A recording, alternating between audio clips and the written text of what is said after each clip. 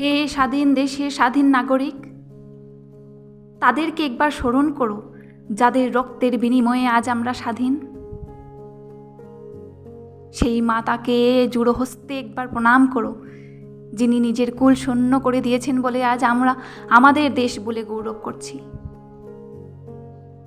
সেই পিতার জন্য একবার ভাবো, যিনি নিজের হাতে পুত্রের সমাধি সাজিয়েছেন। সেই স্ত্রীর কথা একবার ভাবো, যে সন্তানের পিতা হারিয়ে আমাদের সন্তানের ভবিষ্যৎ বানিয়েছেন।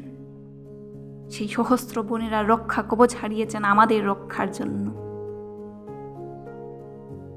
তাদের এই অসীম ত্যাগের কারণেই আমরা আজ মাথা উঁচু করে দাঁড়িয়ে আছি। আসুন সবাই মিলে তাদের শ্রদ্ধা জানিয়ে স্বাধীনতা উদযাপন করি।